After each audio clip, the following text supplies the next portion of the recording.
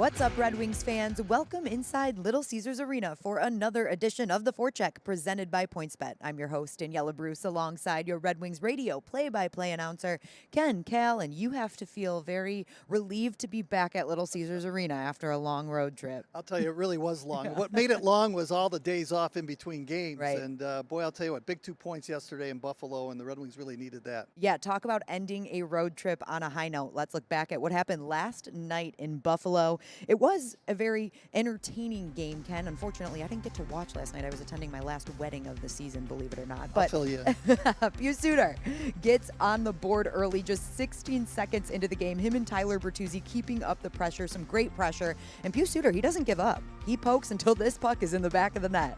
Well, the Red Wings haven't had the lead in their last 6 games, so they score 16 seconds into the game here. Good work by Raymond, who gets bowled over, as we see, and Suter just not giving up, as you said, Daniela, so it's a big goal. 16 seconds in, and the Wings had the lead. That's right, a 1-0 lead, and I was checking the highlights at this wedding, Ken, don't you worry. And now it's right in the second, and Tage Thompson drops it back for Skinner, or the opposite, I'm sorry. Yep. Skinner leaves it back for Thompson. He's a monster, that Tage Thompson. He was unbelievable yesterday. Skinner had a really good game. He picked up a couple of points. Yep, and just over a minute later, Buffalo on the power play, and there's Rasmus Dahlin with an absolute snipe from the point. Great player, and picking the corner just over the outstretched glove there of Nedeljkovic, and that's a goal scorer's goal right there. And now we're in the third period. Buffalo still has a 2-1 lead, and here's Ristolainen picking up a rebound. Yeah, right off to the side of the goal, and unfortunately Nedeljkovic couldn't cradle the puck there, and boy, the Red Wing player just couldn't get Ristolainen, and he bangs it home. Things did not look good at that point. They did not look good. It was 3-1 Buffalo, but you can't count this Red Wings team out, Ken. Tyler Bertuzzi leading the way. Raymond finds Danny DeKeyser, and DeKeyser with a great pass cross ice to Tyler Bertuzzi, who buries 3-2 now. I like the play Raymond made right there, because he actually stepped in at the blue line to pick it off, send it to DeKeyser, who sent it across to Bertuzzi, and he just buried it. And I'll tell you what, he could have had 4 goals last night. Yeah, he could have. It was a great game. And Tyler Bertuzzi not done yet. He takes a pass from Suter. And when did Tyler Bertuzzi learn moves like this? I don't know, but that's the second one this season where I have said, wow. I think he's talking to Lucas Raymond, to be honest with you. And he split the Red Sea right there, went in, and look at that celebration. And the Wings tie it up with 2 goals, I think a minute and 20 seconds apart. That's right, and this game would end up in overtime. And here's the moment all Red Wings fans have been waiting for, Ken. The young Mo Seider takes a feed from Tyler Bertuzzi as he enters the ice in overtime, and he does it himself and gives the Red Wings a 4-3 win. First NHL goal. He faked out Rasmus Asplund right there, and then managed to get towards the right circle and then shoot that puck in behind the goaltender Tokarski. What a snipe by Seider.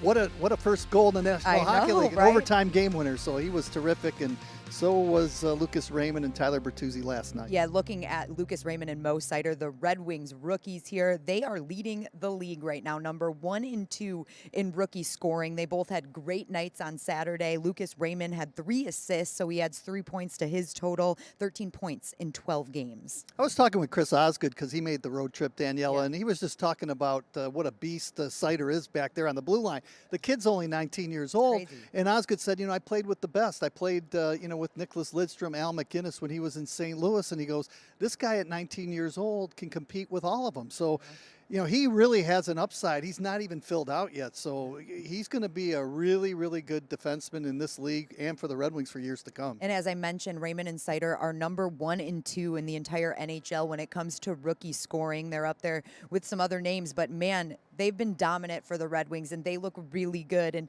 you talk about the Rookie of the Year candidate. It's a little early to be talking about it, but boy, are they making great cases for themselves. Well, if it were to end today, Danielle, I would say let's have a tie with All right. Seider and Raymond, because both of them have been outstanding. Up front, Raymond's probably been the best player for the Detroit Red Wings on a game-to-game basis, and Seider's been just outstanding back there on the blue line, and his minutes keep increasing. That tells you that the coaching staff really trusts Mo Seider and keeps him out there.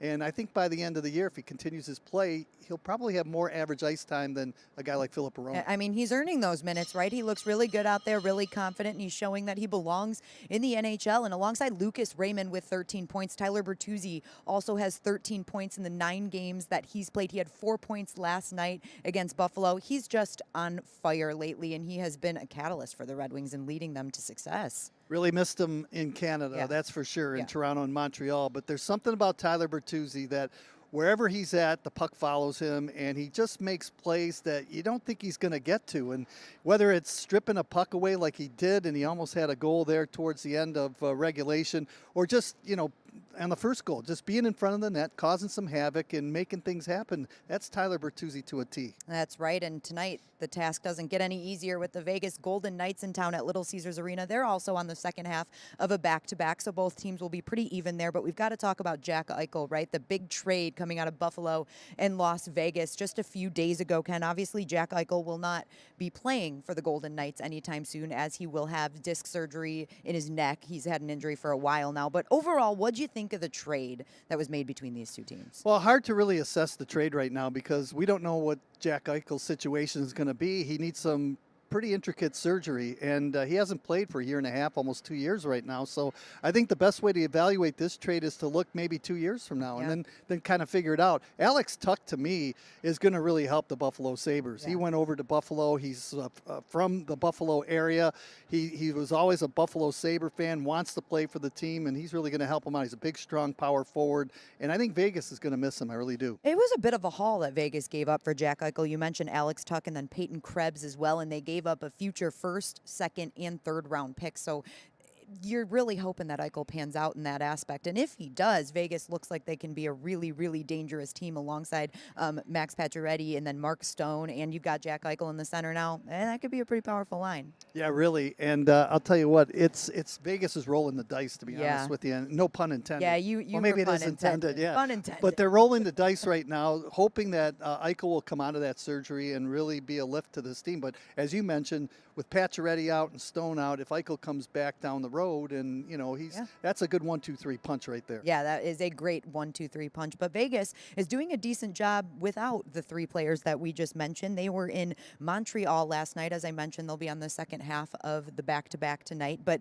Montreal came out on fire in this game, Ken. They were up 2-0 after the first period. So it looked like Montreal had kind of found their groove, but that definitely wasn't the case. We'll pick it up in the second, and Vegas is on the power play. And here's Alex Pietrangelo, with their first power play goal of the season. I was amazed when I heard that stat. I couldn't believe it either. We were talking about that on the plane going to Buffalo, that Vegas didn't score a power play goal all season. They haven't had many chances, 0 for 19 going into that game, but certainly that was a big power play goal. Yep, and that would make it 2-1, and Marchessault here ties it up 2-2.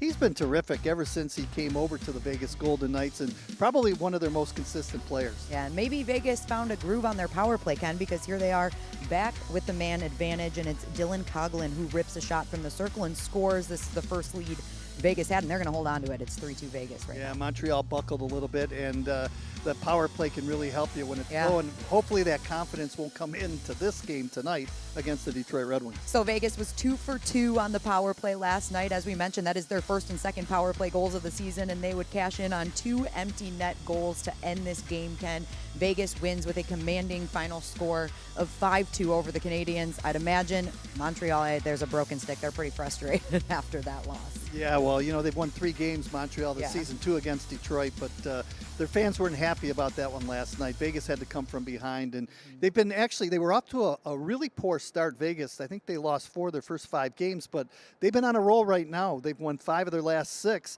and this has been a really good road trip for them. They're 2-1. This is the final game of their 4-game road trip. Interesting stat about the Golden Knights, Ken. In the past 3 games, they have been outshot by a total of 49-16 in the first period. So they got to create more scoring chances, that tells me, in the first period, but that also means their goaltending has probably been pretty good. Yeah, really good. Yeah. And you know what? I thought last year when they lost, or this year when they lost Fleury, that things were going to change a little bit in Vegas, but right now their goaltenders are doing really good, Brossoit and Leonard, and they're playing well. Yeah, they definitely are. And we'll take a look at their scoring leaders as they head into the matchup with the Red Wings tonight. It's Chandler Stevenson with 12 points in 11 games and Jonathan Marchessault with 7 points in 11 games. Of course, we mentioned the injuries to Max Pacioretty and Mark Stone as well. So these are the points leaders right now. And, hey, they're starting to find a groove, like we said, 2 for 2 on the power play last night. This is a big, strong, powerful team, and the Red Wings have to be ready because both of these 2 teams traveled. They had to go through customs. The Red Wings had to come from Buffalo yesterday.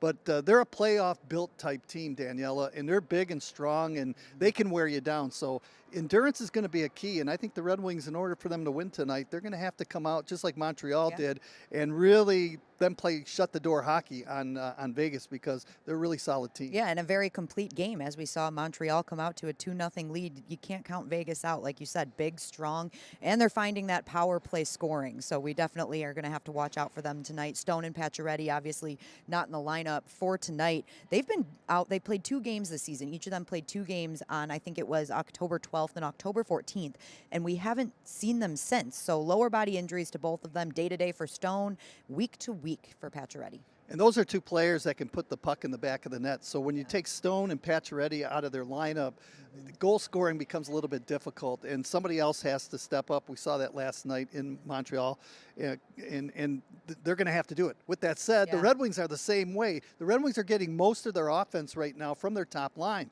And Pius Suter came in last night playing on the top line with Raymond and Bertuzzi, and he scored the first goal of the hockey game. Bertuzzi scores 2 goals yesterday against the Buffalo Sabres, and then Mo Seider, who's been playing well, as a rookie, he had the game winner in overtime. So the Red Wings need some balanced scoring, and they need to spread that scoring out amongst the other 3 lines and not just look at the top line and say, hey, we want you to do all the scoring. Well, it's tough without Dylan Larkin, one of your leading centers, and your captain obviously has missed the past few games due to personal reasons, and of course we wish him the best, but they're doing what they can to fill in for him, and I've seen Pius Suter, Robbie Fabry stepped in there a little bit, Michael Rasmussen had the opportunity to step in there.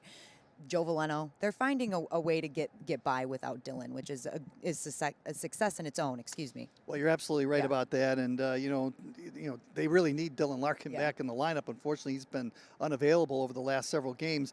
But you mentioned someone's trying to fit into that center ice position. I really thought Pius Suter, out of the 3 players that you mentioned, actually played the best, and he seems like he's gelling with Raymond and Bertuzzi. So it wouldn't surprise me if he continues to play that center ice position. A lot of speed on that line when you add Suter in there. So definitely, I agree with you. And we'll take a look at the projected goaltending matchup for tonight. It looks like we'll see Thomas Greiss for the Red Wings. Again, this is projected. They played last night in Buffalo, and we saw Alex Nedeljkovic. So we're expecting Greiss tonight.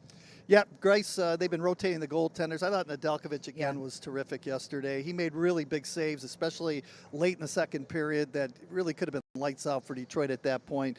And then Thomas Greiss, look, he's 3-3 on the season. That save percentage needs to get a little bit north a little bit. He's below 900, but he's kept the Red Wings in the game. He's going to have to play a really strong game for the Red Wings to win against this tough Vegas Golden Knight team. And they had to travel last night. Let me tell you something. Going from Montreal to the American City and getting here early in the morning, going through customs, it's not like it used to be. So the Red Wings need to take advantage, and hopefully Vegas comes in as a tired hockey team. Brossoit in net tonight. Was my French good there? Very good. Okay, good. Brossoit in net. Oui.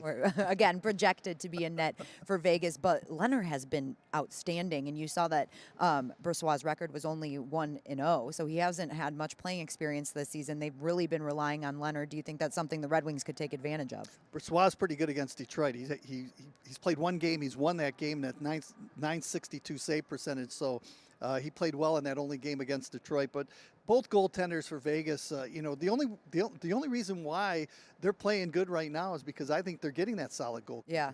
Really? Yeah, really. Yeah, it's going to be a tough matchup either way. But again, we do expect to see Brossoit in net tonight. And for my betting friends out there, make sure you download the PointsBet app. First of all, the Red Wings are set at a +1.5 for tonight. And the goal total, the over-under, there we go. That's the word I was looking for, is 5.5 for tonight. So if you haven't already, make sure you are downloading the PointsBet app. They have everything NHL and all other sports too. So definitely give them a look. And you can catch the game tonight on Bally Sports Detroit or on 97.1 The Ticket. How do you see this game? High scoring, low scoring?